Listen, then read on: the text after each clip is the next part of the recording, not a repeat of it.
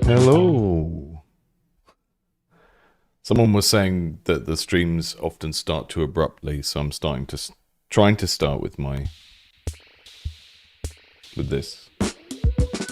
I'm manually floating this around, standing here for 2 minutes, manually floating this around at the start. Because why not? Just turn my mic down a little bit. There we go. All good to go. So today, hello. Today we're going to be looking at 4 games. If you're new to the channel, this is Indie Game Clinic. I am a game designer, ex-university lecturer, worked in a bunch of smaller studios and one bigger studio. And I do these streams where we look at work in progress games, things that people are still working on. I do other stuff as well. It's a variety channel about indie games and how they're made. And today I've got 4 games that we've been sent that are all top-down action games. I usually try and give these Thursday streams some sort of theme. The thing that really, makes it indies under the knife on a Thursday is that none of these games have been commercially released yet. So everything that we kind of see is unfinished, and anything we kind of feed back to them, because I know folks in the chat, lots of you are developers as well, and you kind of might have faced similar issues in your own games or be making something similar. Anything we feed back to the devs may kind of shape the final thing. So we're going to be looking at a game called Ascension, which I believe is made by a 4-person team. The dev just joined the Discord actually, so you may see this one coming up again in our Discord streams. And then we've got Take Them Down, Decurion, and The Little Ones. I'm going to do Ascension first, then we're going to move on to The Little Ones, and then I'm not sure about the order of the last 2. And just seeing who's in the chat. Hello. And I'm standing up. I thought I'd actually use my standing desk today and see how we got on with that. And one thing before we start is that this channel is starting to get to the point where I get offered sponsorships. Lots of which I don't want to take.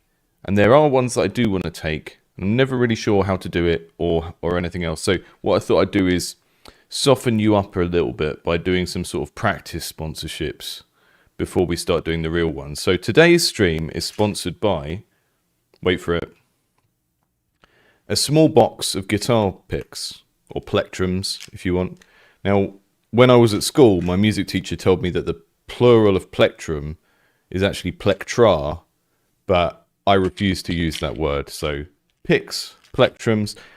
If you know anyone who plays guitar, and maybe they don't use these if they play acoustic, but if they play electric guitar, this is like the best, cheapest present you could get for them on any birthday.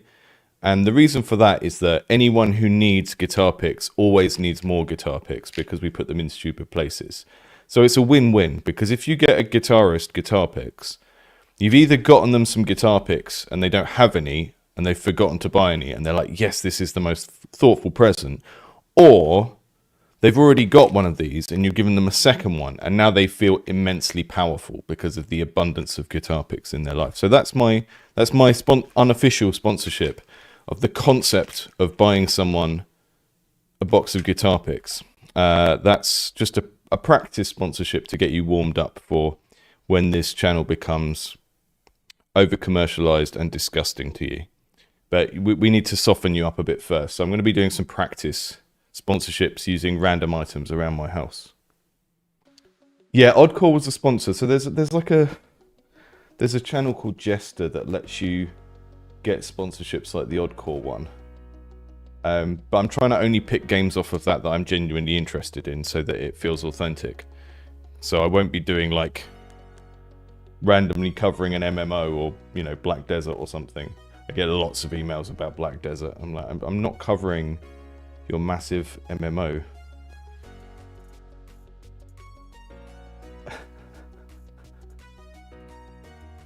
Plectra. Yeah, it's terrible, isn't it?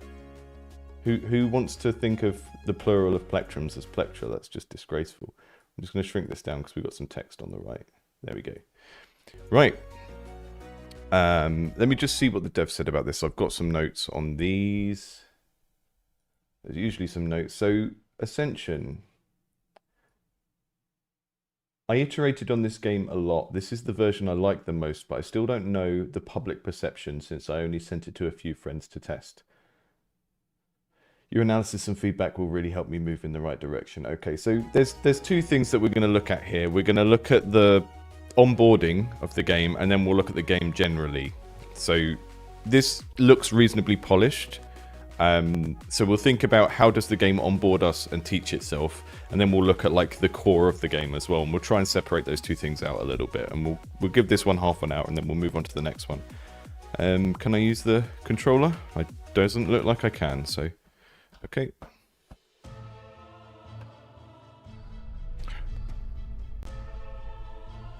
I'm getting very crackly sound, but I think that's my cables. Yeah, these aren't Patreon games. These are just submitted games. They've just joined the Patreon, so you might see this one show up again at some point in the future, but...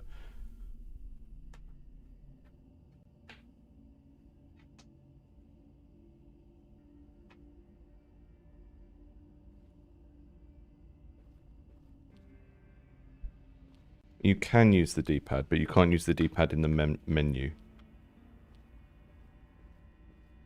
I'm calling it a D-pad. It's like I'm talking about the whole controller. We've got a computer we can play on.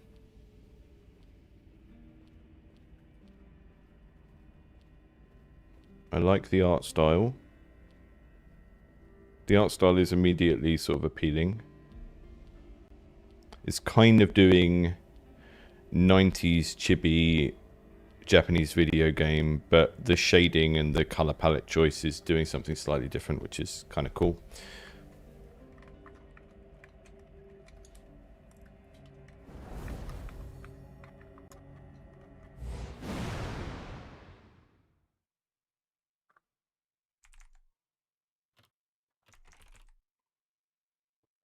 All right, who's next in line? This one. Luke Trashwalker, age 25, unemployed, addicted to games, lives on ramen and nuggets, lives in a studio apartment, motivation none, until now. I have to say, like, this is more of a personal thing, but using a game within a game as a framing device is a little bit of a turn-off for me, but let's just see how well executed it is. Ion will be his guiding constellation. Ion? Isn't he the first player he's going to guide? Yes, no one has ever been assigned to him before. The tower only sends players who resonate with some constellation. Curious. How far do you think this player will go? I don't think he'll ever even pass the tutorial. I like that they're negging us to think that the tutorial is going to be hard. That's neat.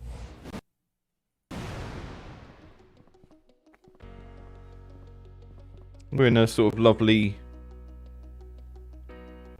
kind of Art Deco hotel. I like it.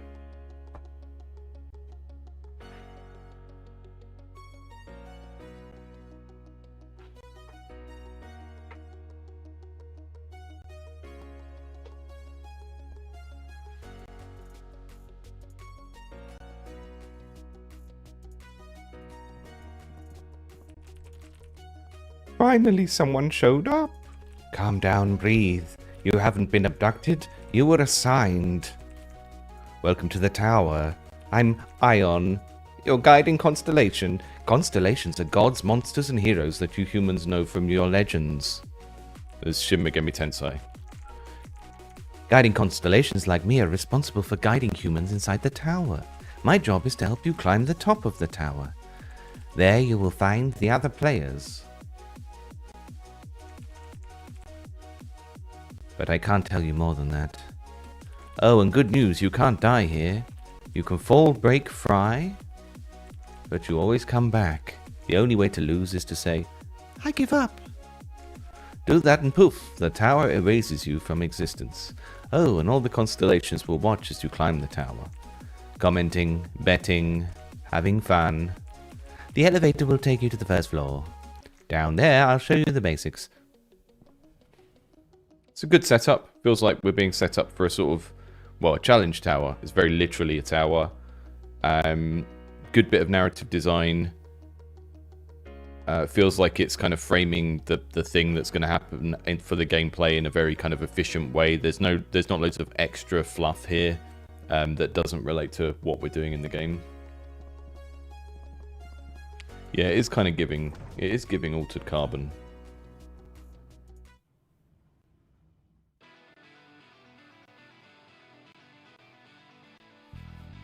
Okay, so I've got a bunch of tooltips down here that show which key I use for different things. Open the orbs and choose where you want your skills to be. Don't worry, you can change their order wherever you want. Okay.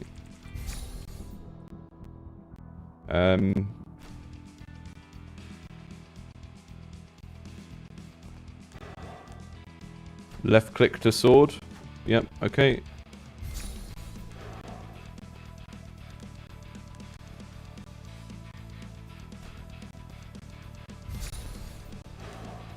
Okay, so Q is tornado. Right click to... I mean, having the player assign their abilities as the tutorial is quite neat because it gives you a little bit of a sense of control over it. No, it's not your new friend. It's there to get beat up. Time to use your skills. Aim and press. It's no secret. Okay.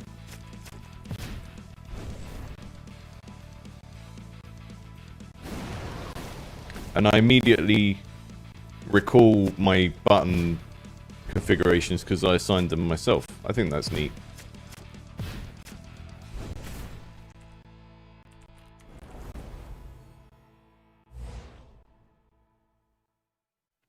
You managed to hit the harmless dummy. Now for the good part. Your skills can combine and create new skills of different elements. Yes, it's like a cake recipe, except the cake explodes in the enemy's faces. I'm going to unlock the ability to create ice skills for you. Just this once, though. Okay. You can now merge water and air to create ice skills. Yeah, so I'm getting crackly audio. I don't know if it's just this game, but we'll just have to wait and see on the second one. I thought it was my cables on my end, but... I'll just see that I haven't got anything else open that's causing any weirdness there. It shouldn't really be. It's weird because we're not getting any kind of like graphical issues with the game, so that it's strange that just the audio would be stuttering.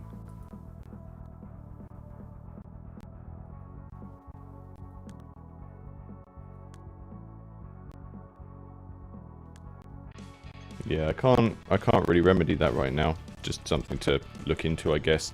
If the next game does it, then we know it's something happening my end. I'll just have to turn the game audio down on the stream, and then we'll see if the game after this crackles as well.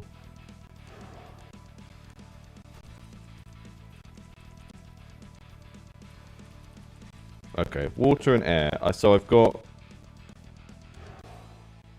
a tornado. I combine it with this water skill, and I get a violent blizzard.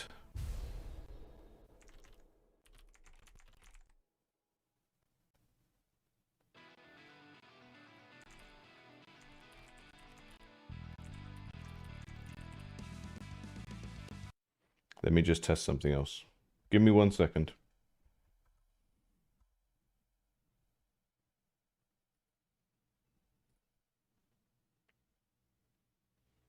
So that's music running off of my sound library website.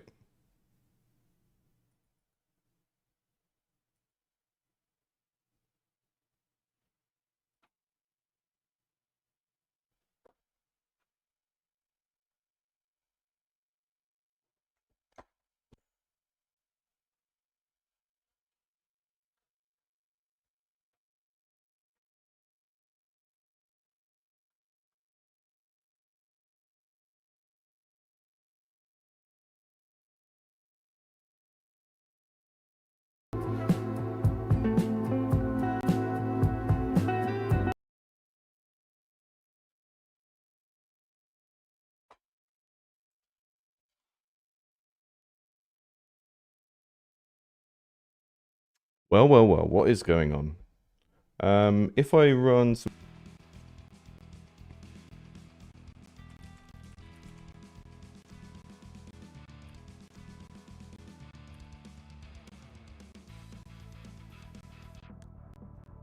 I'll turn the music down a bit to limit how annoying it is.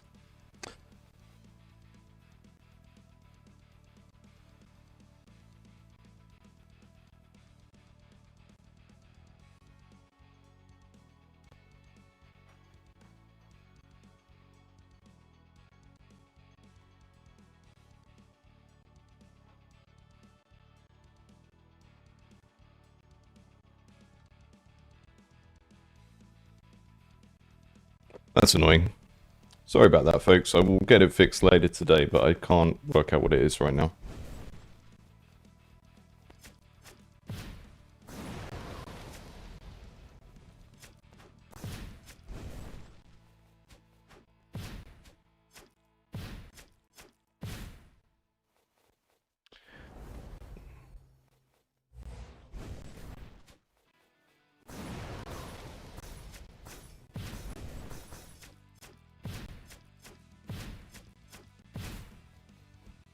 So the attacks all feel good, and one of the things that this game has already done quite a good job of is showing us that there's going to be like a big range of stuff because you're doing these kind of gacha merge type things with your abilities. So this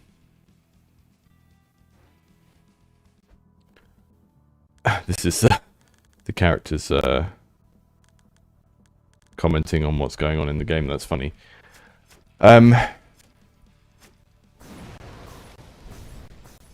We'll have to see what the combat feels like once they're actually fighting back, but the onboarding so far has been quite good. I really like that trick of getting the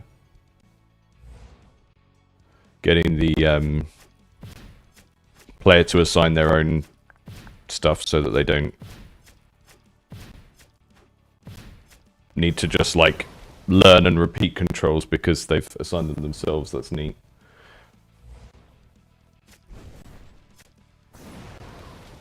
To be like kind of lots of positive reactions to it in the chat. If you've just joined and the audio is crackly, that is not the game. That is something going on my end. So don't judge the game by its crackly audio.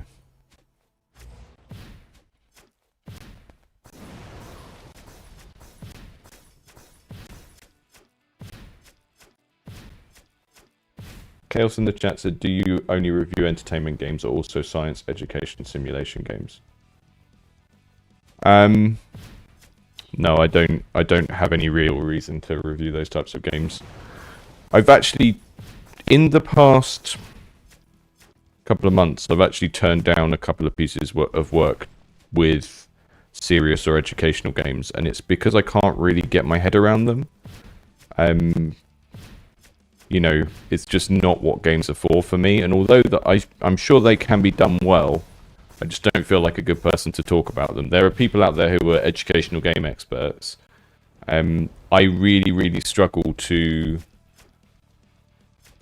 you know, you either make an educational game that's sold in a kind of voluntary setting, like on Steam, and people just who are interested in that thing might buy it, which is very, very hard. Or you making a game that people are forced to play in a classroom, in which case it's not really a game. And I struggle with that. In particular, and yeah, it's just not something I'm particularly interested in doing on this channel. You know, it's a channel about indie games, so unless your game is something that you would eventually imagine seeing a kind of rock, paper, shotgun article about, then it's probably not appropriate for the channel, because it's probably not the sort of thing that someone would think of as an indie game. I know that people have different interpretations of what that means, but you know, it's also the same reason I don't cover like free-to-play mobile games, because that's not really what players of indie games think of as an indie game, you know. And we'll have a certain amount of folks who are in the chat or watching this back who are here because it's an indie games channel rather than a game dev channel per se. And if I spend an hour reviewing a simulation of I don't know, how dentistry works or something, I guess it could be fun, but it has to be really fun. And then in that case, you might as well just submit it as a game and not as an educational game. How do I pick? I do a lot of keyword searching. So I might just do a keyword search for deck and then see what comes up, or farming or something. There's a queue of 200 things, so there's a lot in the queue. I feel like the game is telling me to do some specific thing right now, and I've ignored it, and now I'm stuck. There's a lot of things in the queue, and I scroll through the queue and pick out things that sound interesting, and then I look for keywords that match different things. Am I stuck? Is there something else I'm supposed to be doing here to...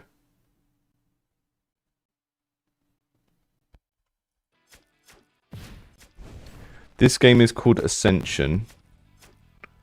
They should all be linked in the description for the stream or the VOD as well.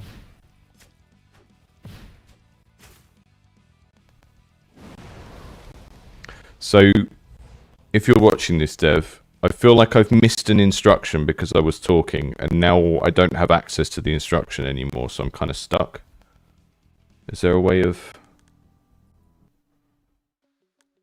Is there a way of skipping past that bit? I hope we don't need to drag skills to organize to proceed. But what I do like in this is... I was talking about this the other day. When I played Diablo 3...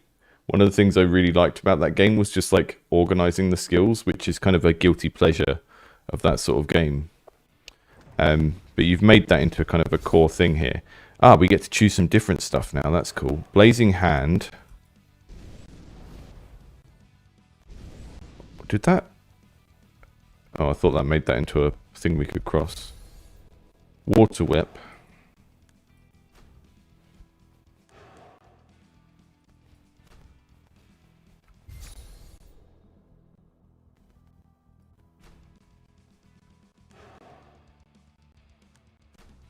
I feel like there could be an easier interface there, because we choose the ability and then we choose where it goes, and it feels like there might be an easier way of... I'm not sure. So, which of these is... Blazing Hand on the there, Void Bow on there.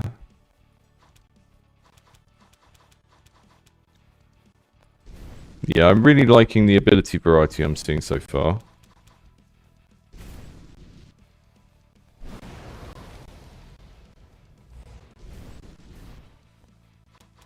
It's got that thing that Hades has where the abilities feel, the different attacks feel genuinely different from each other, which is good.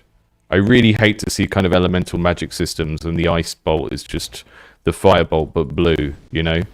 And everything is just kind of weaknesses and buffs and stuff under the thing, and there's no kind of difference in the feel of things when you use them. It always feels really lame and cheap. Time to empty the ship.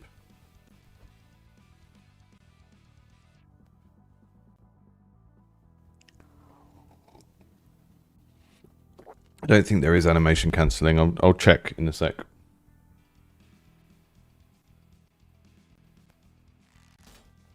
Ah, here we go. Now we got some real danger. Let's see what happens.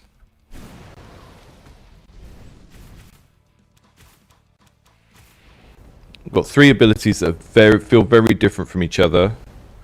The air blast that I've got on Q really incentivizes me to let them get around me and then use it like that. And then I can pick them off. And that's great. That's what you want in build-based games where you've got like a set of loot or a set of abilities and they have like actives.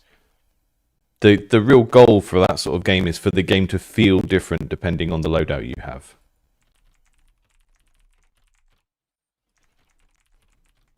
Press tab to open.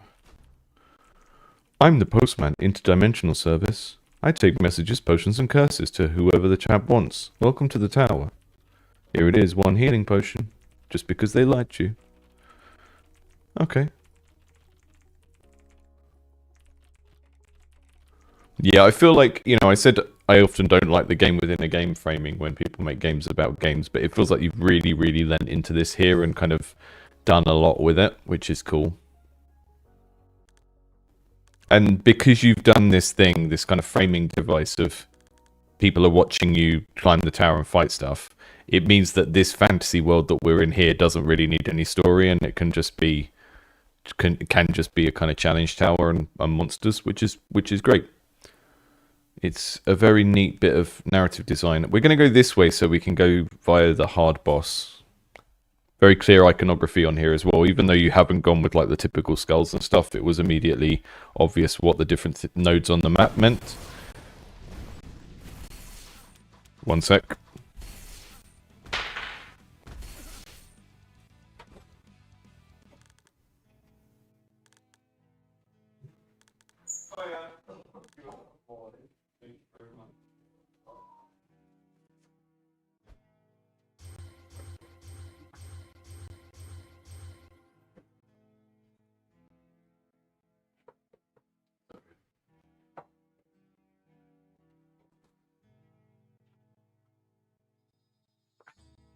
Sorry about that. Got a delivery. You committed to bad ideas with inspiring confidence. You almost figured it out and then everything exploded. Even the weak enemies seemed embarrassed for you.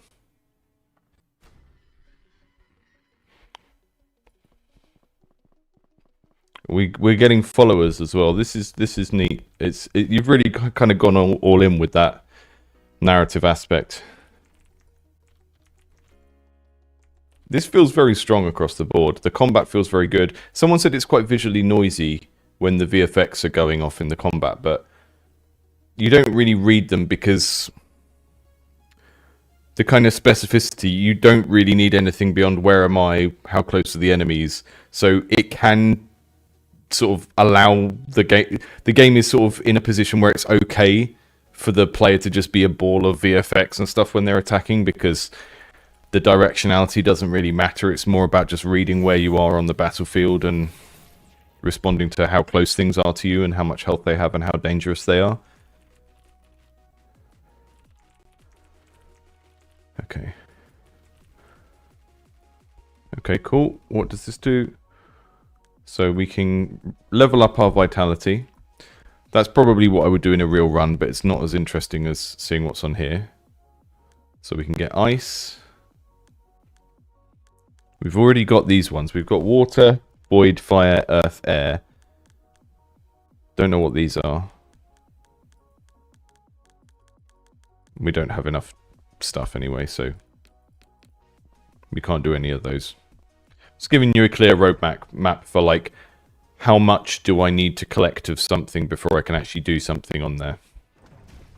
And then if we think about onboarding the player into the loop of the investment loop of the game,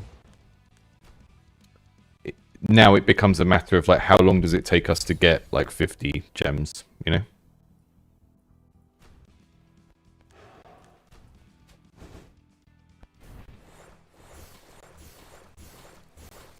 I do love to get a little bit of a summon. We're gonna go with the wind sword instead, just to get a different feel, a feel for a different ability.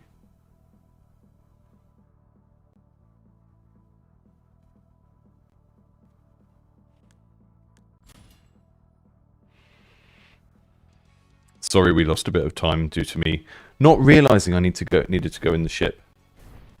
But that's just a streamer brain problem. I do like a summon. Okay, the sword cooldown is quite long. Really got to pay attention to the cooldowns on this one.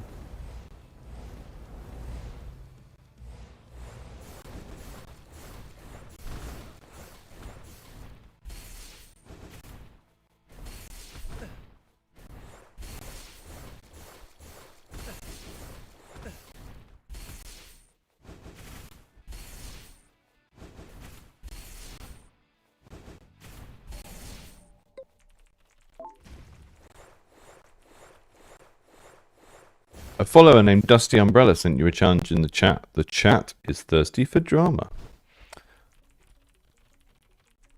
They want to see you disarm a trap without hitting anyone. Breathe, walk, pretend it's simple. Okay. I can do that. I've only got 5 health, but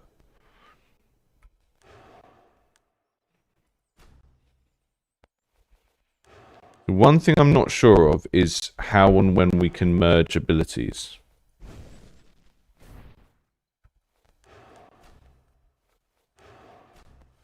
Because that was tutorialized, but now when I pick a new ability, it doesn't seem to merge.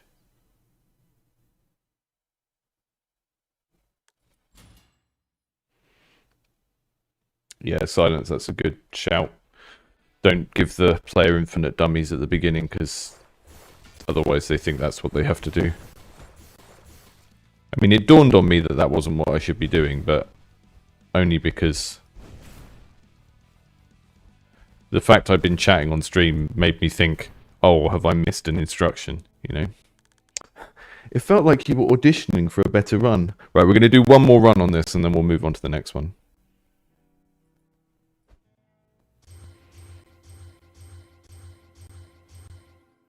Yeah, sort of not super clear about when you can merge.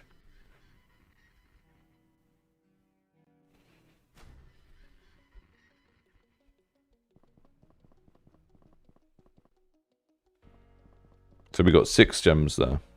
It might take a while to unlock the first thing. I would think about that scaling as well, but to be fair, I didn't do very well. So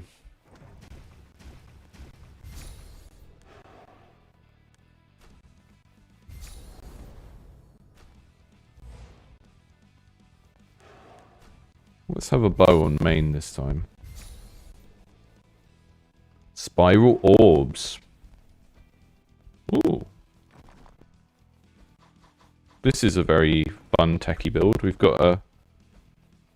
We can make a wall, we can make some orbs, and we can shoot as our main. I always think of the left click as the primary attack. It doesn't make any difference, but that's how I map these things out in my head so that I can remember what I've put where.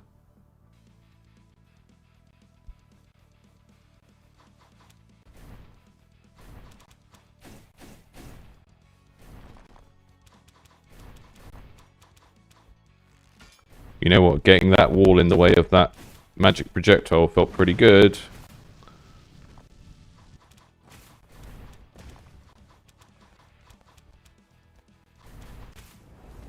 And that's really the kind of...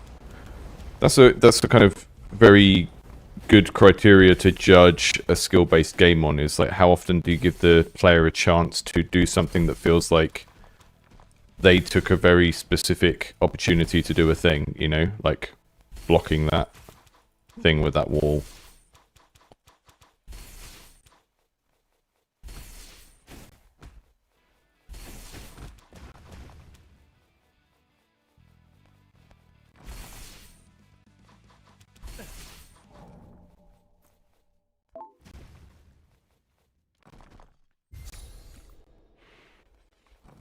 Give me a healing potion. Don't mind if I do. I'll drink it straight away.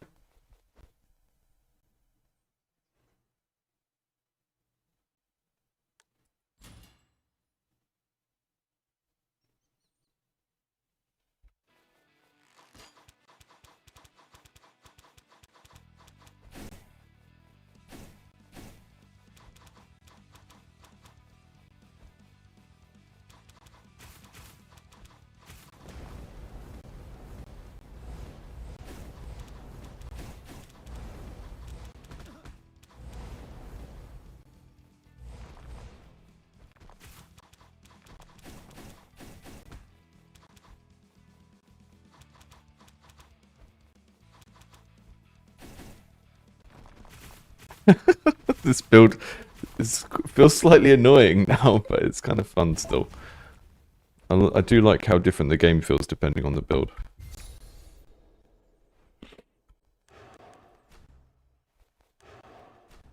Yeah, so air doesn't merge with any of these things.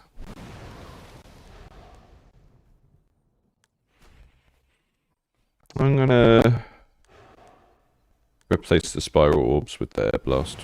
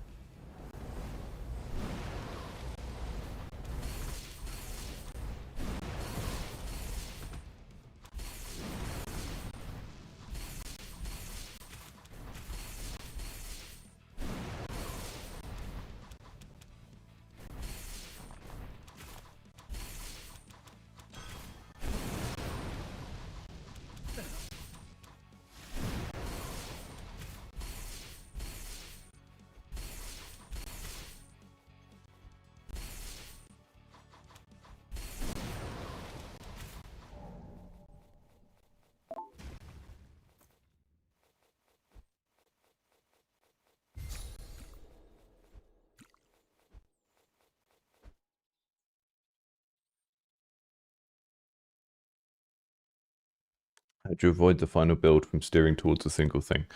That's a good question. I think one of them is there's a concept in game design that gets used a lot more in esports, which is a degenerate strategy. Which is a degenerate strategy is a way of playing a game which stops it being a game. Like it just destroys all other strategies to the point where the game is no longer fun. You know, the meta is dominated by one thing. You don't have to worry about that so much with a single player game because players aren't playing against each other, but you do still need to stop the player from spoiling the game for themselves. And arguably that is why these kind of pick one of three type things that you get in, you know, Vampire Survivors and all of those types of games work. Because if you compare it to a progression system that is a skill tree, in a skill tree, if you have a preferred build, you can always do that. Whereas in a deck builder or a survivors-like roguelike, you're always only offered a set of the things out of all of the possible things. So although you might have favorites, your game, the way that the game uses randomness and the way randomness is built into the selection in the progression system stops you having the favorites. So one of the answers to the question you asked is that's what this system is already there to do. So we get a set of orbs and we have to pick from those and we have to make do with what we've been given. And yeah, that's kind of part of why that's there.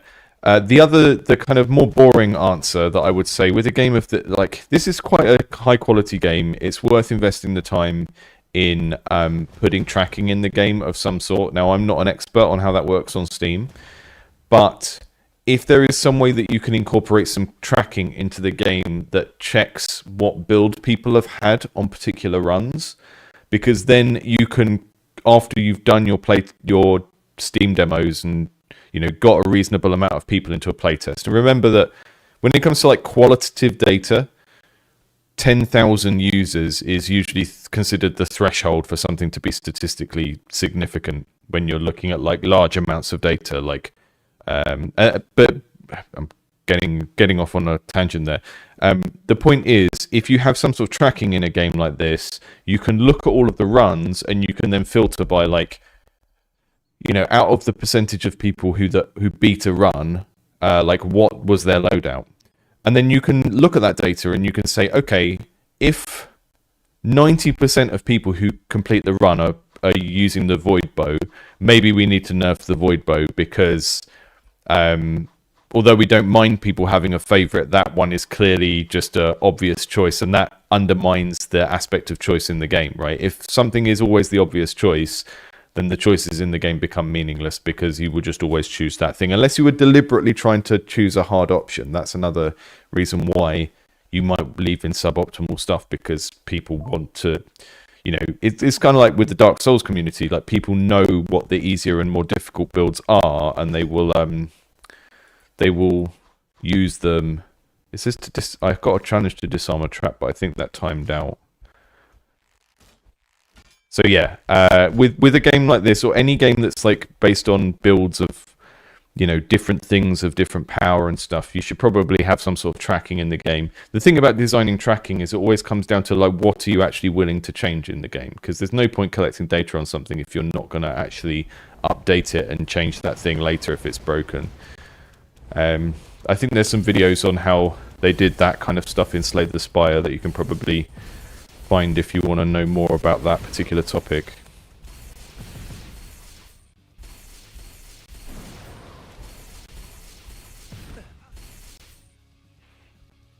Okay, let's move on. I don't want to move on. That's quite Moorish. I do want to keep playing that. Let's check out the little ones, and I'll just see what the dev has told me about this one.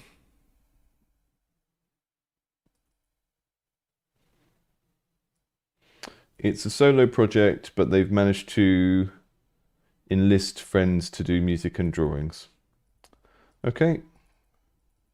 A dark pixel art top-down shooter that blends a tactical planning phase with a fast and brutal action phase. It's my first video game and solo project. Interesting. Okay, so we've got some interesting concepts here. People love this font today. We've seen it twice. If you've joined the stream late, sorry that we've got some crackly sound. I will try and get it fixed today. But I can't work out what it is on the stream. I'm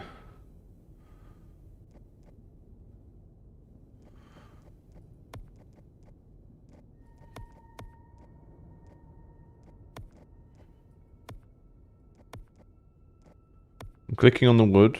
I click on level 1. Okay.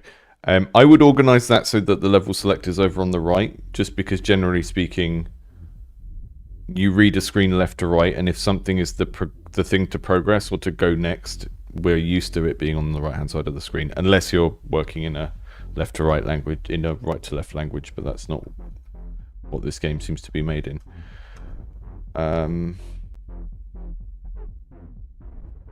Okay, I can put a thing on the floor. Move in the first phase with WASD. Run in the second phase with spacebar. Use skill, left control. This is way too blurry and anti-aliased for a screen that's supposed to help me understand something. Switch helper, first phase, Q and E. Toggle grid, F. Place power, first phase, enter. This is too much to expect someone to go to a separate screen, remember, and then bring the information back with them to the next screen. So I've got a switch helper button that I've been told I have, but I presumably don't have a second helper. So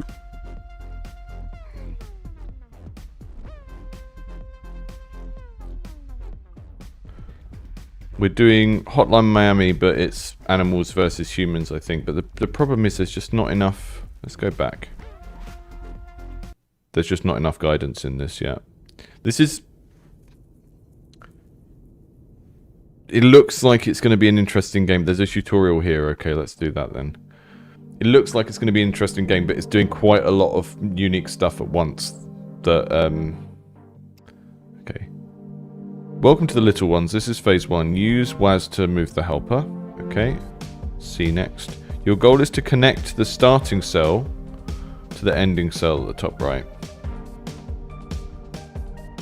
Place directional indicators with arrows and toggle the grid with F. Oh, it's a choo-choo rocket type game. Okay, this is not what I thought it was going to be, but let's go with it anyway.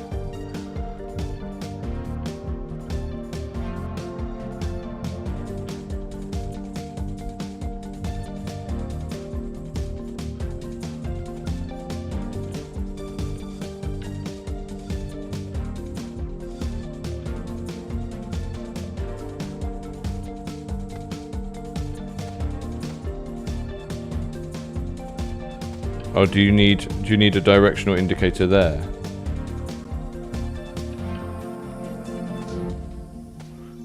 Right, got it. So it's a top-down shooter with movement programming, which is kind of neat, but let's find out if it's fun. That's the different thing. So we need to get up there. And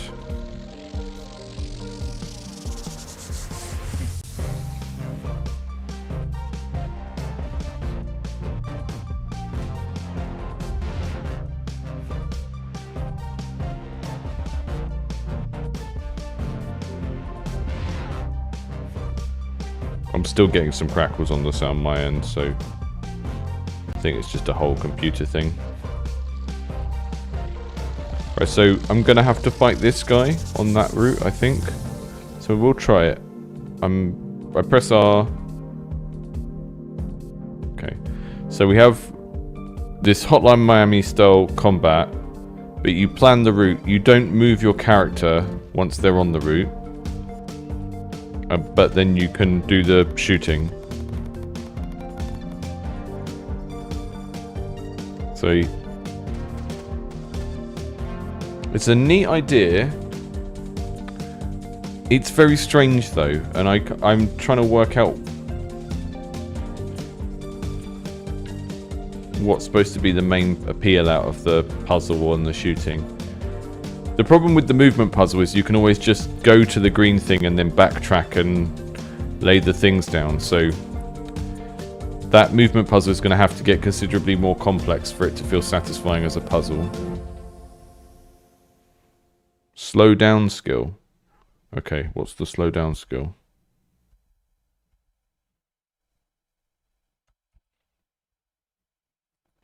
What's the slow down skill? Left control. Okay. I would put it on the right mouse button. If you're shooting with the left mouse button and there's nothing assigned to the right mouse button and there's something else you might want to do during that phase, put the other thing on the right mouse button.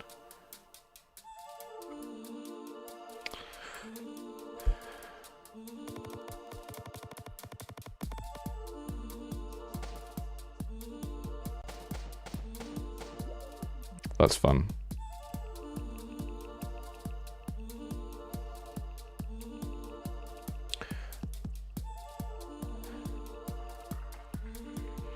I think the thing I'm struggling a little bit with is this.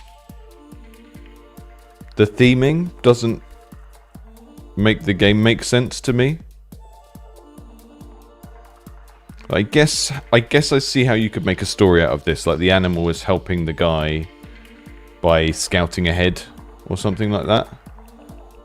But yeah, I'm not sure I understand how the theme helps the gameplay make sense, if that makes sense. That interruption is not great as well. That's a little bit of a pain before we get to the try again button. Especially in this where it's like, I'm not going to change my route. I don't... Oh, actually, hang on. Maybe there is a benefit to changing the route. If I can... How do I delete that? Delete. If I can aggro them so that they'll attack me while I'm moving around on the right hand side, is that a viable? Yes, okay. So that's interesting. That's starting to make it interesting.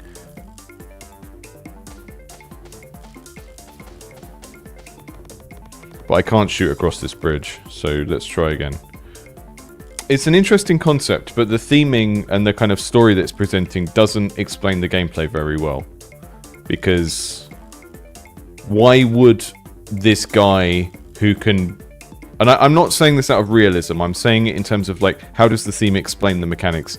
The guy is following this pre-programmed route and then turning around and shooting. And it's like, well, he has enough agency to turn around and shoot, but he doesn't have enough agency to just sort of run through and play this game as Hotline Miami in the first place, which feels a bit strange to me.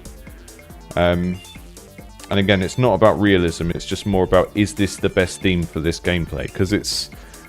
Once you understand what you're doing, it's quite an interesting puzzle.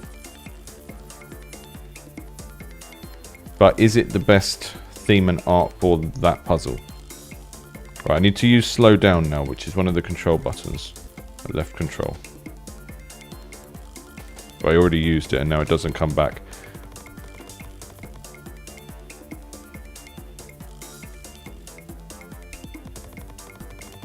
That retry needs to be quicker. This typing up bit, not a good... there we go.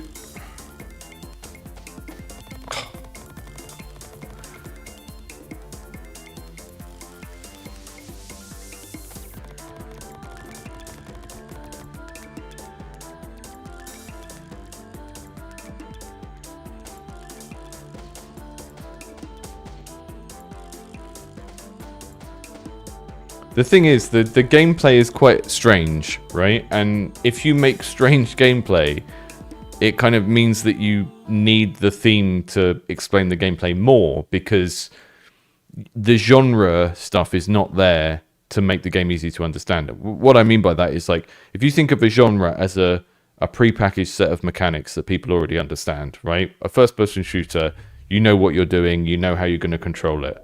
Real-time strategy game, you know what you're doing, you know how you're going to control it. This doesn't have any of that helper aspect of genre, and that means it's even more important that the game is self-explanatory in some ways.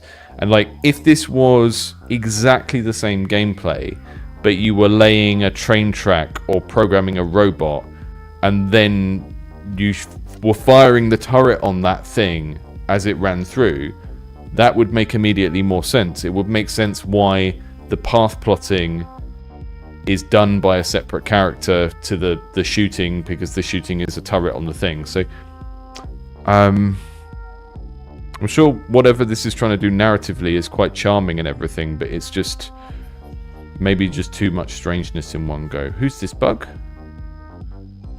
We'll find coins, scrolls, and new helper animals spread throughout levels. To collect them, walk over them during phase 2. Collect coins to buy new weapons and abilities. Okay. Okay, neat. We've got stuff to collect and upgrade. So I want to pass through these to collect them. We get that egg. The tutorial is quite well structured though. It's just, as I say, there's just a lot of strangeness happening at once here. Right, we've collected some stuff.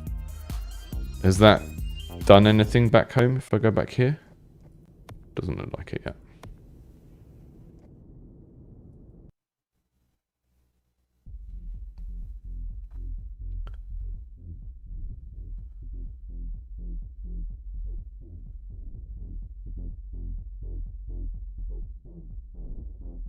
These things I've collected, there's an egg there now. I don't know if that was there at the start. I can't. Oh, this is actually a level. Oh, okay. This is the actual level now. Cool. We did the tutorial. I forgot that we.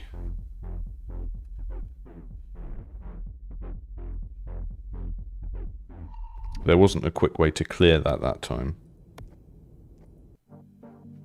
Right. So now we have a substantial level. That was the tutorial. So we've got stuff we want to collect. We've got eggs and stuff. There's people to shoot over here. There's a thing to collect here. Thing to collect here. Guy up there. Right.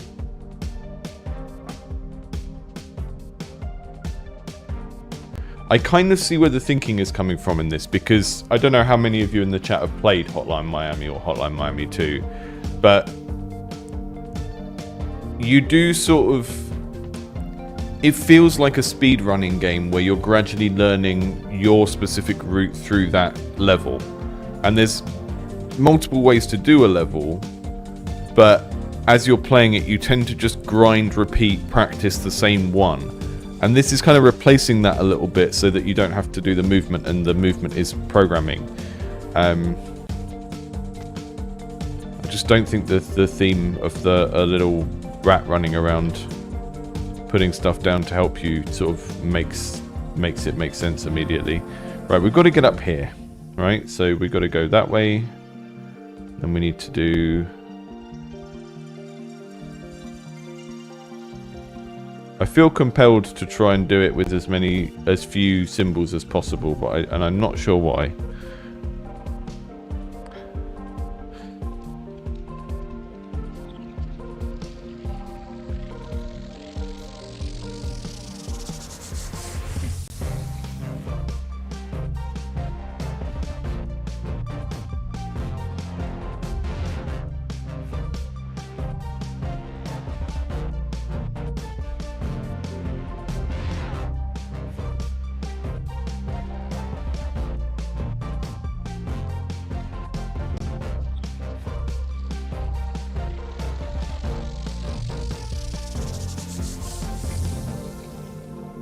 And I don't know if the developer has, you know, run playtests where they've seen this happen before, but I feel incredibly compelled to like reverse engineer and the level and run it backwards like this, which is maybe not the most fun way of doing it, but it feels like, I don't know, it just seems like an obvious way of doing it to me, so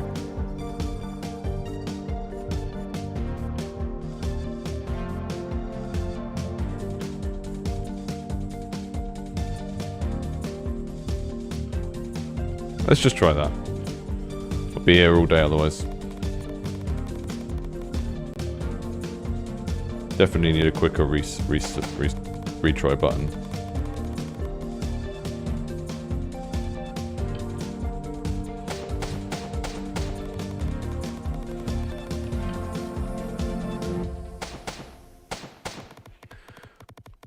So I think this has got designeritis, where the designer has played it a bit too much, because the The size of the first level... Uh-oh!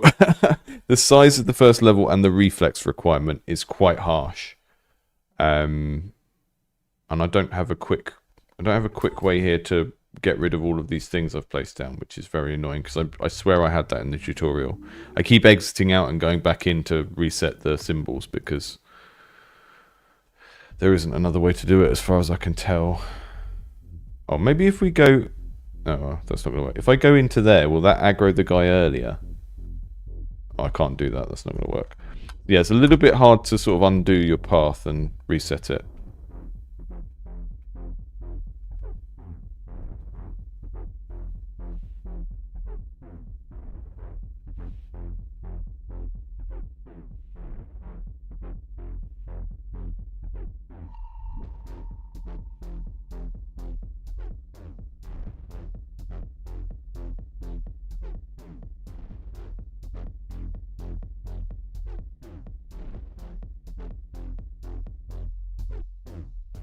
And you know, I'm generally a fan of a strange game. So for all of this talk of strangeness, I'm really just thinking about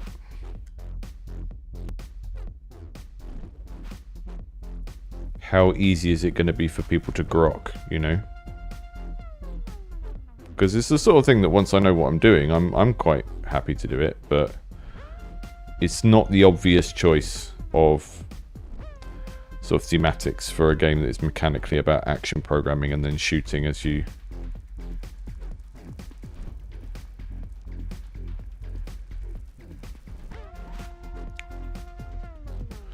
Let's just try that first half.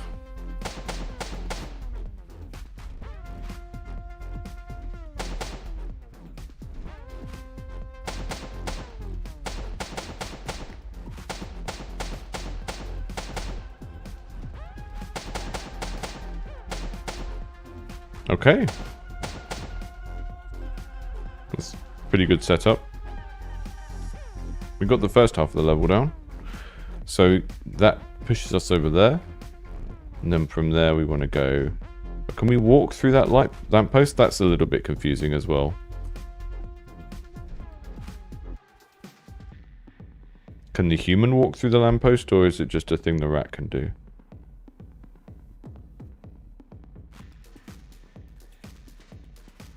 Yeah, the completionist instinct with this is a tad frustrating, because... But that's okay. Because the challenge of trying to collect all of the things in the level is... you sort of have to take alternate routes, because if you go into the same symbols twice, then you're going to end up in a loop.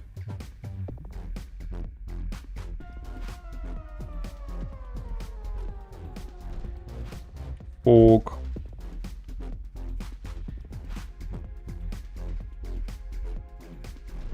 So how we go on.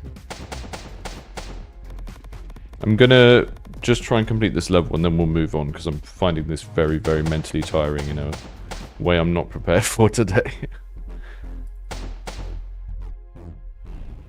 It's neat. It's gonna have to do a... I think the tutorial was reasonably well structured actually, but it just... The tutorial's not the problem, it's just the core of the game feels very strange to have a guy and be controlling them turning and shooting and it not be, and you know, that they're following a pre-programmed route. Make it a robot. Make it a robot.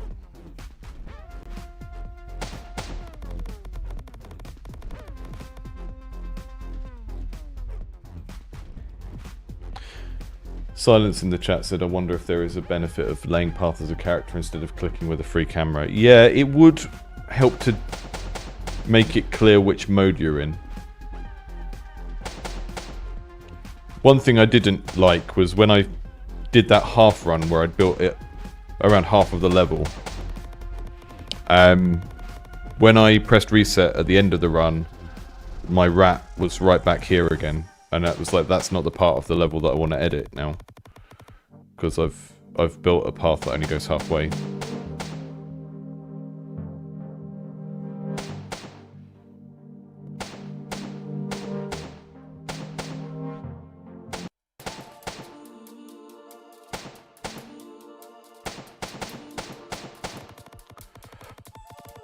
A little bit too fast. Yeah, I do think you need to ease the players in a little bit with the scale of the level and the speed of the guys. One of those variables is going to have to change, I think. Because it's very disheartening. Like one part of your onboarding in any skill-based game is you need to make the player feel good at the start. And it's okay to just say, hey, this is a hard game and this is how hard it is. But you still need to give them some little wins before that.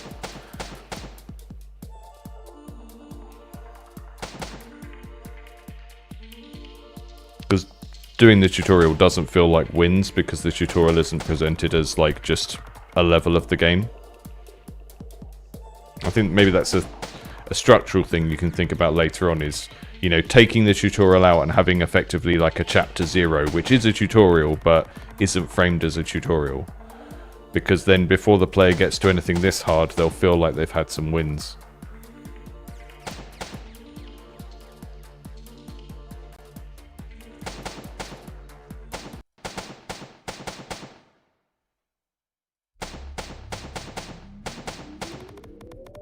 Yeah, I find this part a little bit too fast.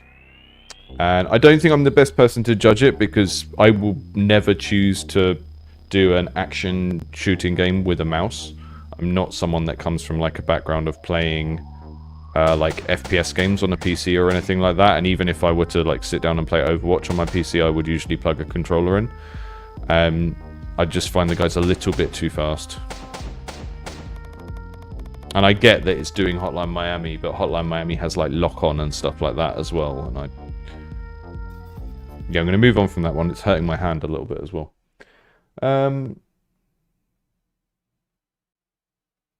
What have we got next? We'll do Take Them Down and then we'll do Decurion. I'm gonna adjust the standing desk now.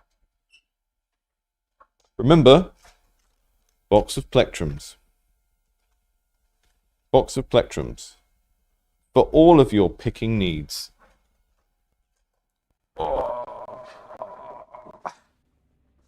I don't have the auto adjust thing on this camera. But it doesn't come with me unless I move it. Yeah, the level is much too big on the last one. Okay. It's giving Doom. It's giving 90s 3D Realms games. What are we doing? Does this have no... Right, we're doing a top-down action game that doesn't have controller implementation. Very, very strange to me. Look, I get it. I get that all of our... we're all PC gamers who make games on a PC. So that is not how... I mean, maybe I'm statistically wrong. Maybe like most people that play Hades on a PC play it with a keyboard, but it just does not feel natural at all to me. Okay. Let's see where we are. Learning grounds, blood channels,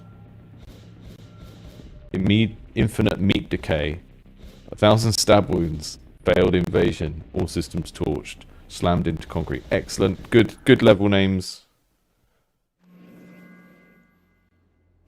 Was to move.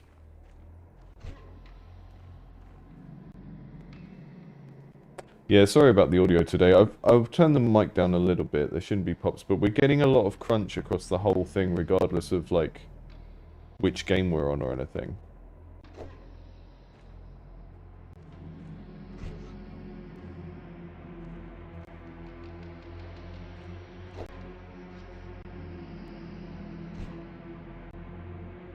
I don't know what a dubstep guitarist is, so I'll probably not one. So I can't answer that question. Am I a dubstep guitarist? Probably not.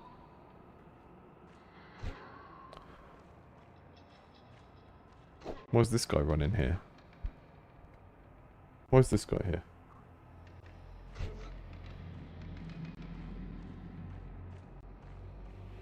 I'm a Doom guy with a sword. Double tap space to dodge.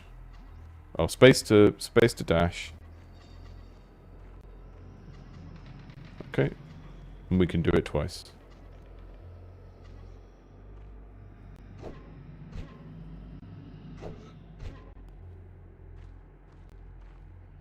collect ammo. How? Oh, 1, 2, 3, 4 to change weaponry. Oh, okay.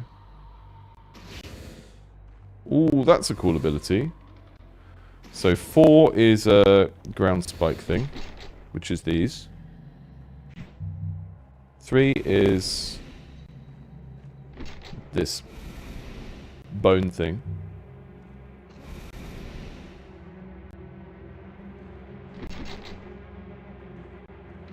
And throwing axes. The cool weapon selection. Attack the targets, don't mind if I do.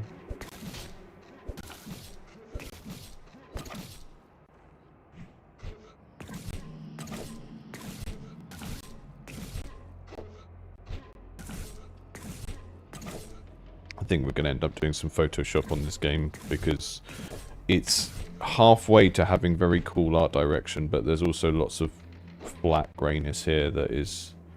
I know it's a tutorial and we maybe want it to be clear, but we could make a lot of this a lot more juicy.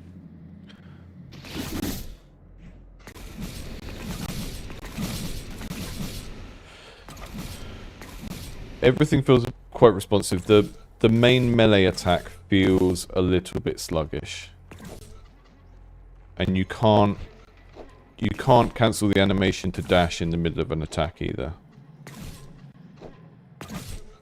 I'm sort of clicking the attack button and then mashing the dash at the same time, and the dash usually doesn't interrupt the attack. I'm not sure what the preferred outcome would be there, but it does make it feel a little bit sluggish.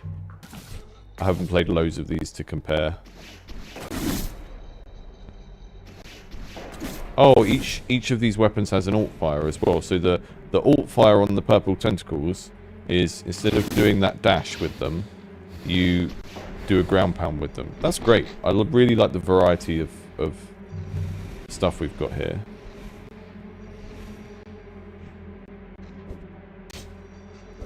And you can throw one axe at a time, where you can throw 3. Yeah, when I say, sorry, I used juice the wrong way. I'm talking about, let me just show you something. Print screen. Let me do a screenshot. Excuse me. Unreal. I was just trying to do a screenshot. And it's not letting me at all. Give me a sec. I want to get GIMP open so that we can think about some colors and stuff on this in a minute. I love an alt attack, yeah. It just immediately gives you moment-to-moment choices about, like, which of these things do I need to use in this context.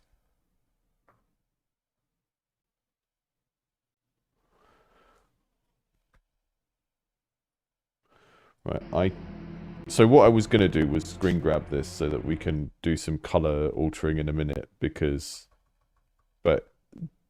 it's Unreal and it's breaking my computer, it won't let me take a screenshot of it. Oh well.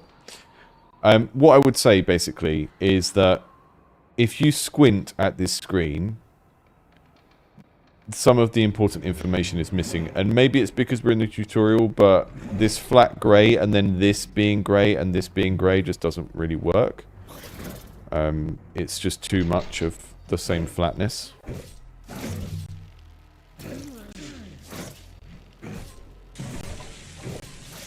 And I think that's probably what comes from, you know, this feels like an asset pack game. And I have no problem with people using assets whatsoever. But you have to work with assets where you're able to make changes to what you're doing and edit them and stuff. And what I would want to see here really is what the way to immediately improve how this looks and how legible it is for gameplay is to take this line along here. You can keep this grey, keep this exactly how it is, take this line along here, make this much darker so we can tell the difference between the platform and underneath. And same here, like this should be darker, this should be darker. And then we've got a very clear sense of the play area. And then the same of all of this stuff back here, This should be darker. It should maybe be tinting to a different color. So everything that we can walk on is popping as a separate thing from the background. And all of the background, all of this stuff over here that is just here for atmosphere and doesn't do anything gameplay-wise should be much darker, dimmer, you know, can be textured and stuff. And it can have all of this rocks and everything.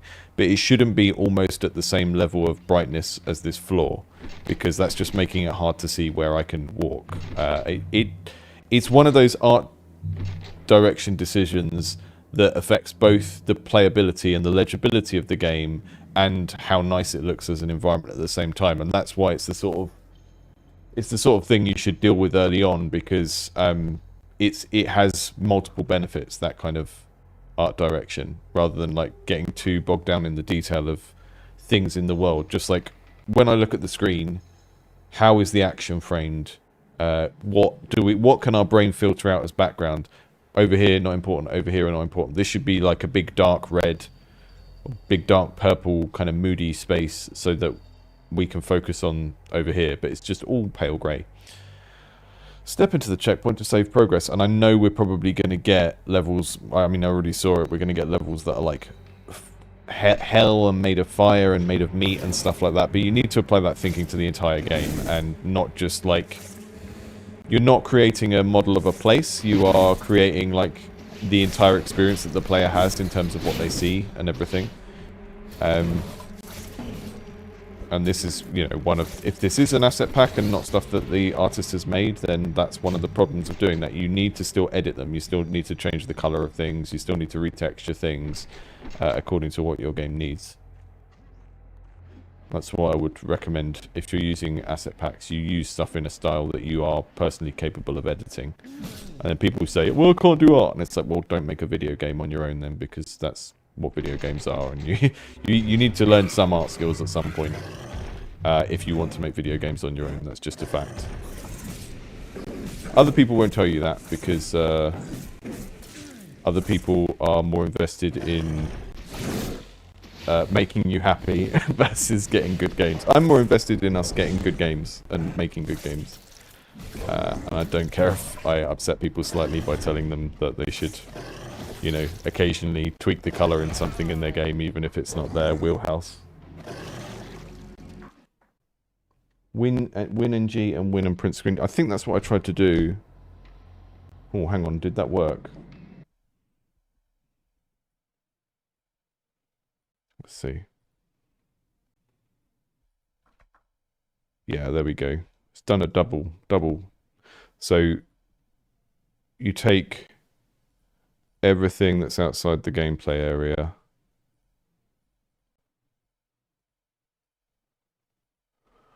And it doesn't really matter how you achieve this. You could do it by retexturing. You could do it through some sort of volumetric fog. You could do both, would be ideal. And, you know, this seems to be a game where the guiding principle is what would John Romero do, right? And what John Romero would do is probably not have a grey... Maybe it's because it's a tutorial, but remember, you're still... although your tutorial is there to teach the game, it's also still there to impress the player. So don't fall into this trap of thinking, well, it's the tutorial, so it shouldn't look as cool as the later levels, because it's going to be like a key part of getting your player on board, you know?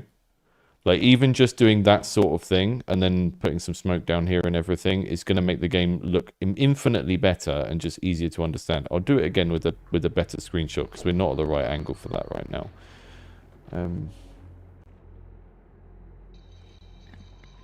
What I do love is a game where you get health by picking up a big chicken off the floor. And I'm not even saying that sarcastically. I do... It's just a classic. It's just a classic. Who doesn't want to eat a big chicken off the floor in a video game? I can't think of many video game actions that I like more than running into a big chicken and getting my health back.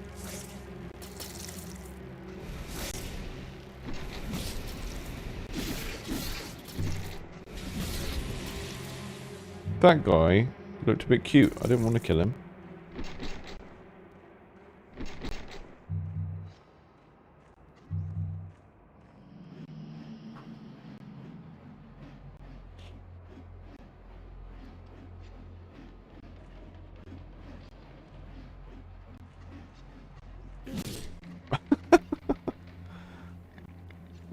Who built this place?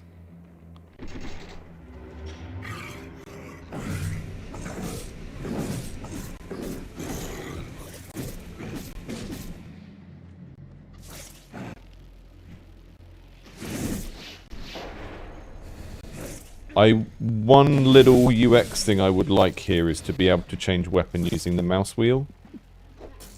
Like if you're gonna make me play a top-down action game with a mouse,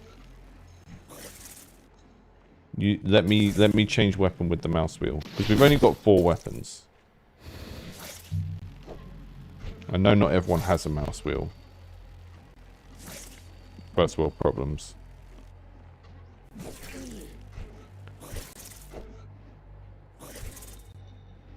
Oof. Combat with traps on the same area feels quite fun. That's quite a fun little set of things to have to deal with. Uh-oh.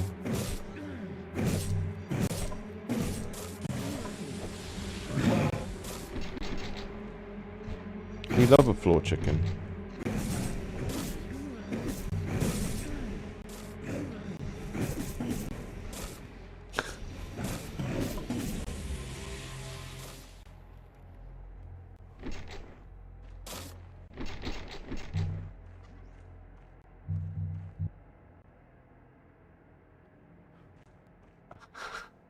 Step through portal to advance to next level. Next level loading. Okay, we're in an actual level now. See, starts to look a bit more luxurious here. You can see the thinking, right? They've gone, the tutorial should look dull because it's the tutorial. This is what the tutorial should look like. This looks great. And then just thinking about legibility again, we've got a slightly brighter texture on the top. It's a little bit darker down here. I don't know if that's deliberate or if it's just the way that the lighting works here, but having that very flat-looking tutorial just is underwhelming. And you don't have... You've only got... You've only got one chance at a first impression, right? Here we go. I really like everything about the kind of heavy metal theming of this.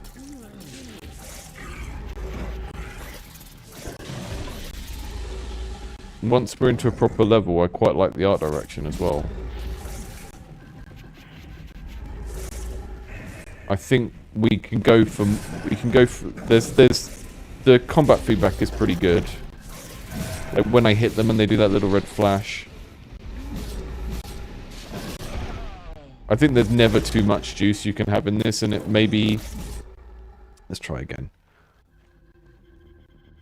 It would be nice to be able to kind of cancel enemy attacks when you're hitting them as well, but I'm not like an expert on these type of games. I haven't played Path of Exile and stuff like that. I don't know what the feature set is that people expect, you know, and it's been a couple of years since I played Diablo as well, so...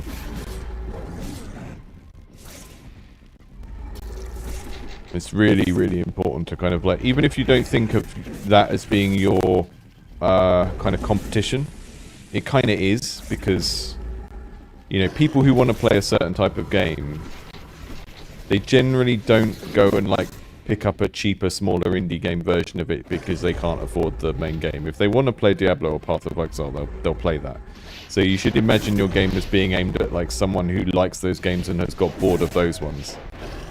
You know, so if there are any kind of like core things about how those games feel when you're doing combat, you gotta pay attention to those. This feels pretty good though, like just moving around, trying to get in and out of danger.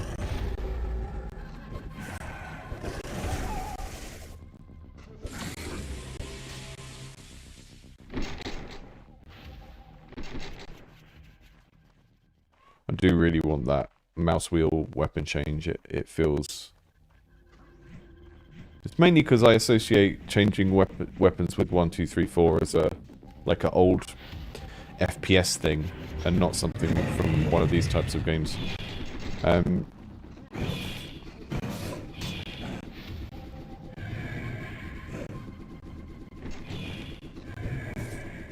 It also makes it a little bit awkward to like...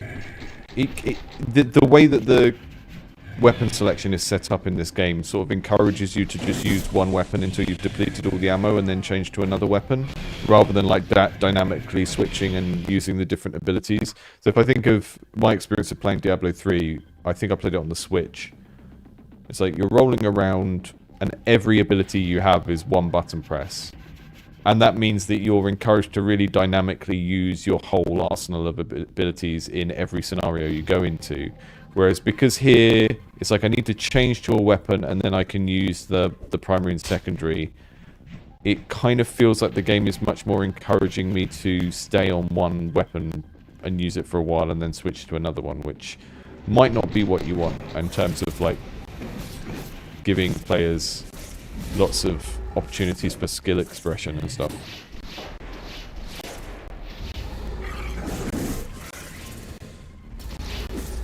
Which is what you want with on these games. You want there to be a kind of high skill ceiling where the main grind of doing the game is relatively easy, but then doing it with skill is quite challenging. That's why Diablo has that kill streak meter where, you know, just playing the core game is not that hard, but playing it with a really high score from keeping the kill streak up very high is the challenging thing. It creates a game that has like a very broad skill range for players, which is why it's so beloved. Whereas this just feels like fundamentally hard.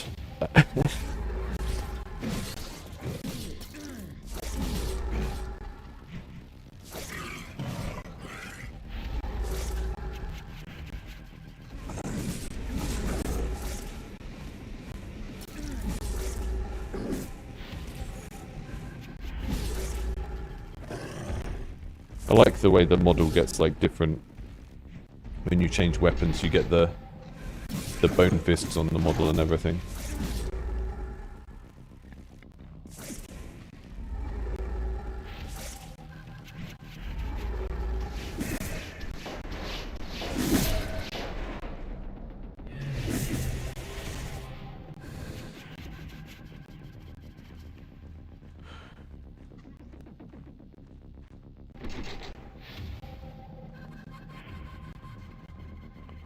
Yeah, I hate it when my feedback on a game is basically like, play the game this is most like, and make sure you're copying all the right bits, and then work out why someone would choose to play your game if they could play the other game. But it does feel a little bit like that with this. It's kind of a cool setting, cool set of weapons.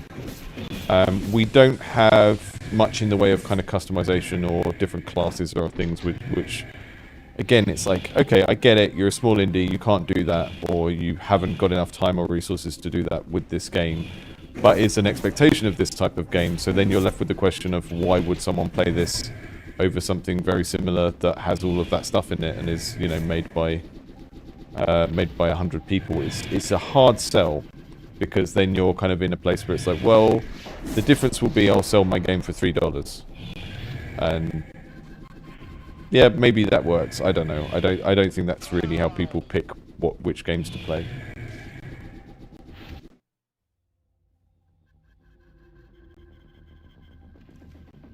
So the only reason why the dev wouldn't have just pressed to use this skill is that each weapon has a alt. But even then, so the tentacles have that jumpy dive thing, a dash. And then this weapon has that which uses 25 each time and that which uses 10. The relationship between the ammo count and the things that you're firing is quite unclear as well.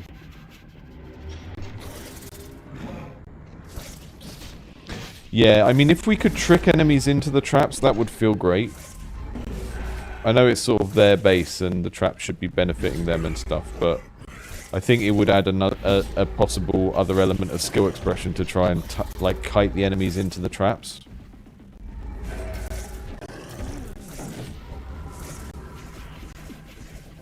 But anytime you can give the player more options for how to resolve a thing, you're making the gameplay richer and deeper. So if these guys could be hurt by the traps going through them, then we've got another little kind of micro mini game you can play of like trying to lure them into it.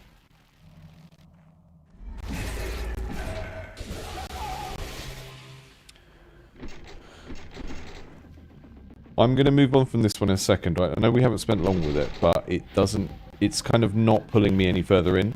Whereas if we think of the first game, Ascension, that had... It had that aspect of, like, every time you pick a new ability, your loadout feels different. Whereas all of the variety in this is coming from the arenas. I don't know if that's enough.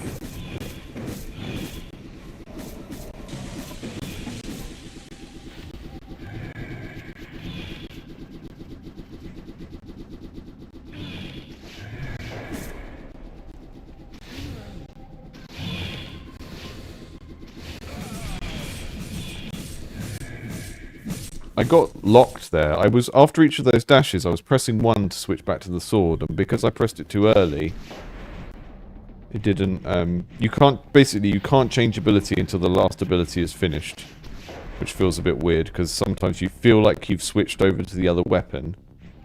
I do a jump dash with that, I press 1 to go to the sword, and I can't change to the sword unless that animation is completely finished. Which doesn't feel right. So this is the kind of stuff where it's really real minutia, but you would have to watch a playtester and see them struggle with that, and really take note of it and go, oh, they're trying to change weapon before the animation is finished, and it's confusing them, and when the animation is finished, they think they've got the other weapon, but they haven't. That's a really hard sort of thing to notice, but it is the sort of thing you have to notice if you're committed to making an action game, because those are the little things that are going to really bother people and make them move on.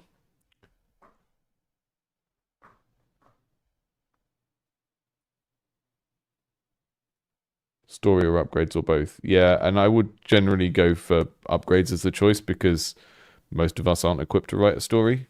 If you're totally honest with yourselves, you know, putting a story in a video game is a task for someone that regularly writes.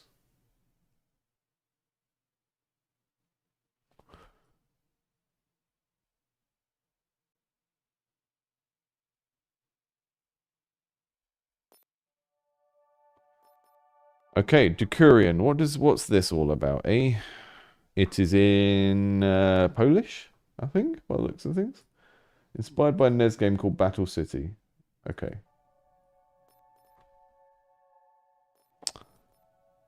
I'm not going to be able to understand anything that the game is telling me. Okay. Hang on, let me go back. Is there a way for me to change...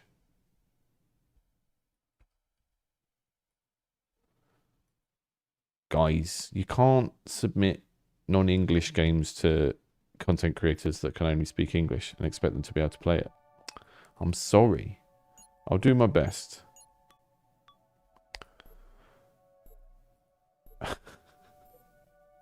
There was language selection and I selected Polish. Okay, let's go back.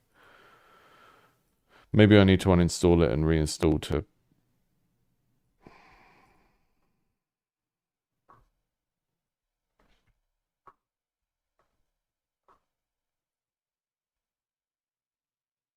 Yeah.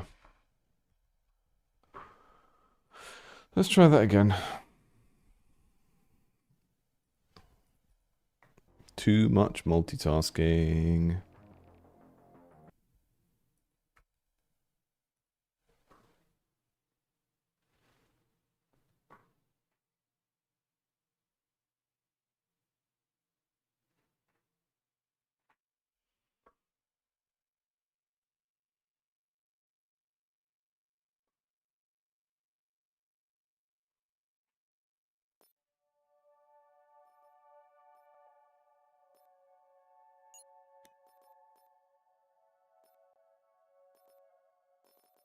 There we go.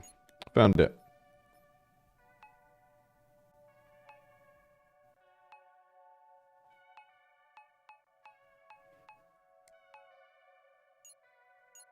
Free play or run.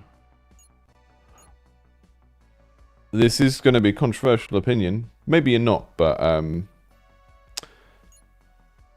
if you're demoing a game, right, this feels like one of those, we've got not in demo here. It feels like one of those demos where maybe these things just haven't been developed yet. But what you're doing here, by giving me a choice of mode is you're not funneling me into the version of the game that you think is best. Right? Because it could be that free play is the best version of the game. It could be that run is the best version of the game. This is a demo on Steam, right? And what's the difference between a demo and a playtest? A demo is actually to sell the game. And a playtest should do that to some degree because you're checking the appeal of the game, right? But if you immediately present people with a choice of modes, there's a 50% chance that I'm going to click on the one of these that isn't right. I'm going to click on run because I feel like run-based rather than free play is the quote-unquote correct way to play this game. But that's just a guess and a gut feeling. There wasn't a full play mode for me to select, unfortunately. New run. Beat the game in one run. If you lose a level, the run ends. Every level you discover during a run will become available in free play mode. Classic movement, keyboard only, no strafing or diagonal movement, focused on tactic and precision. Okay. Right, and here we've got, like, choices of controls for a game that I haven't played. One of them has diagonal movement and one of them doesn't. Okay, choose what your game is. Don't make the player decide what your game is. Like, you decide how the character in your game moves. You decide what the primary mode of your game is. And if you give options to the player, those should come out of playtesting and not be something front-loaded in the game, because how the hell am I supposed to know which of those options I want to do? You've done it twice in a row on this game now. Okay.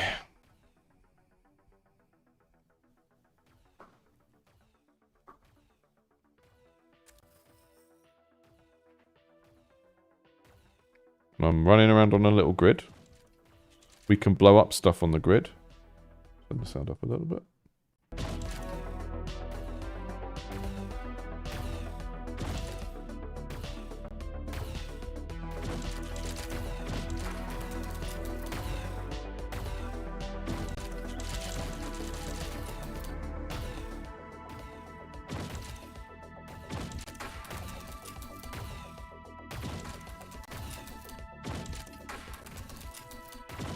I'm going to make this comment about what Tim is saying about full play mode in the chat. I'm not going to explain it anymore. Both to spare the people in the chat that don't want to hear me talk about this, and to create a sense of mystery.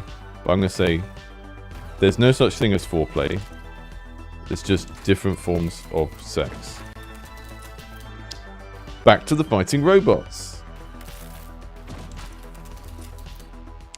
Yeah, with the orange guy.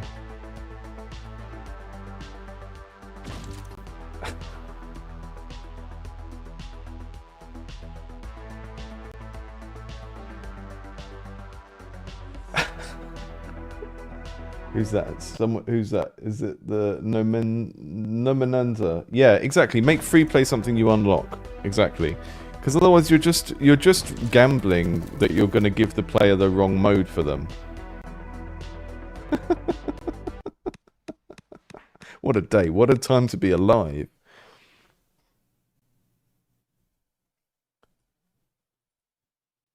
Has this whole stream been like this? Yes.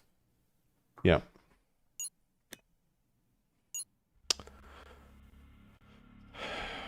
Here we go.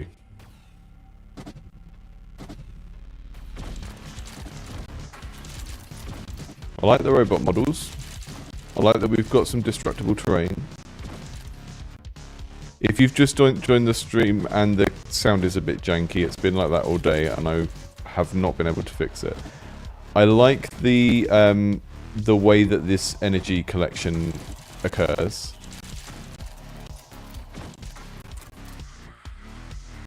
The see-through walls feel a little bit kludgy. What is going on here? There's a big robot guy shaking the level. I can't see myself. Where did I go?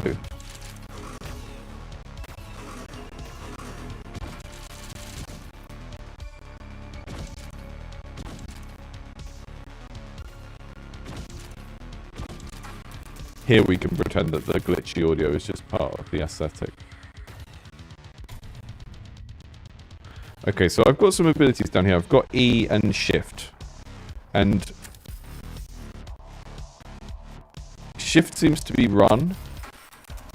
I'm not really sure how that ability... What is that ability doing? It's producing smoke. I'm not sure how it corresponds to that. Is it the ability of the ship and the ability of the pilot?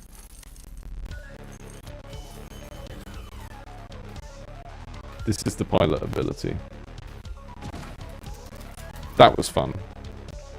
I'm always a fan of those kind of like homing missile abilities where it's like you have to make the main thing you're controlling vulnerable in order to control the other thing for a minute. Who had that in Overwatch? Was it Junkrat?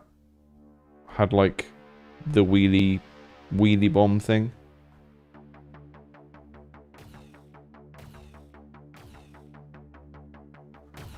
Yeah, we like it. We like it when a level gets shaked by a big hand.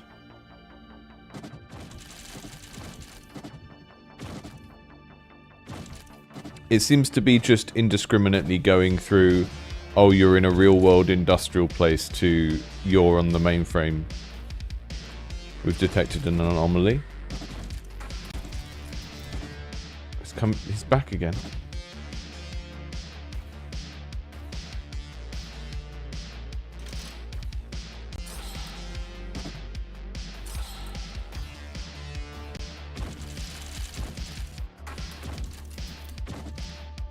Why is my shot so wibbly? It's a lot of like...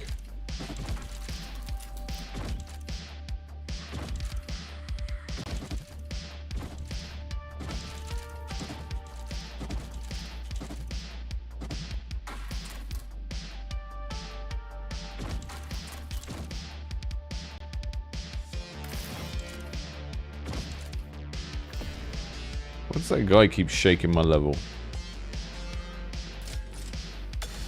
Oh, okay, we've got an alt fire. It truly is a day of alt fires. So the regular fire is almost like this kind of... It's like a grenade that doesn't blow up.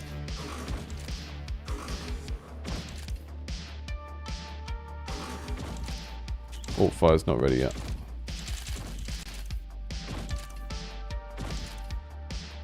Why is there a giant dude shaking the level? Because there is. There's God. This is the arcade version of the Talos Principle.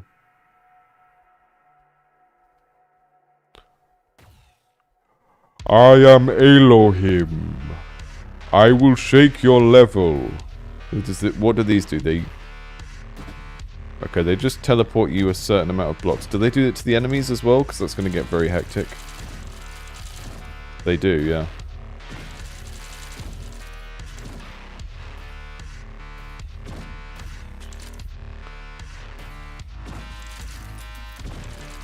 I like some of the conceit here. I like the way that the levels are built. And how varied they are from what we've seen so far. It's completely nonsensical, but that's also quite charming. It kind of has a very PlayStation 2 kind of like just some weird Japanese game that you get that no one else has ever heard of type vibe going on. But the base is destroyed. Sorry, I was defending a base. What, is this my base? This is my base. Is that what... That was what I was doing, is defending that. Okay. The main thing I would say I don't like is it feels a bit sluggish. And... The weapon particularly... Just... I guess there's a reason for it because they want you to charge up and use the ult, but the weapon just feels not very impactful when it hits things. The enemy deaths are great. Like, I like it when a thing explodes into blue crystals and then they all go slurp up into my character. That's great. But yeah. I think we are an antivirus. Yeah. It just happens to look like a mech. Where have I gone? Am I respawning there? Yeah, I can. Okay.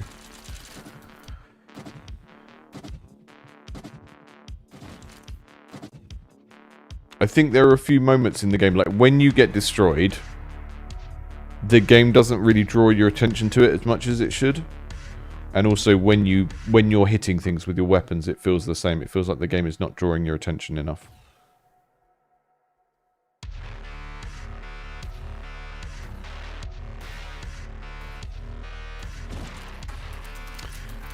I think in a very kind of glowy action game like this, where you're sort of evoking Tron and stuff, one like VFX lever that you could use to make the feedback in the game feel a lot stronger is just control the ambient lighting based on things happening. Like, if there's like a flash on the screen that you're meant to pay a lot of attention to because it was you blowing up or you blowing up an enemy, you could like dim the ambient lighting in the whole level, like live with that to some degree. You've also got this effect where the grid lights up where your dude is. That feels like it could be used for more things. Not sure.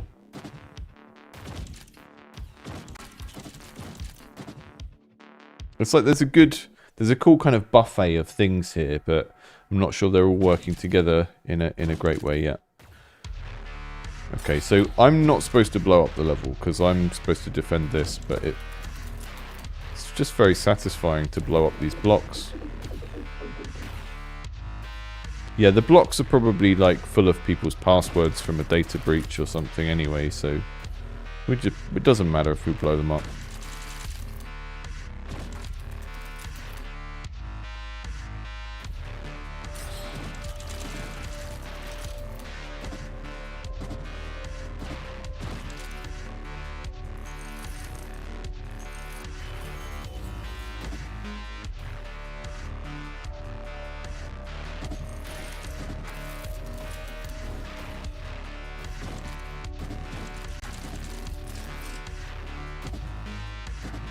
So I've got the alt fire ready, which is sort of like a railgun type thing. Very easy to waste it by shooting it into walls.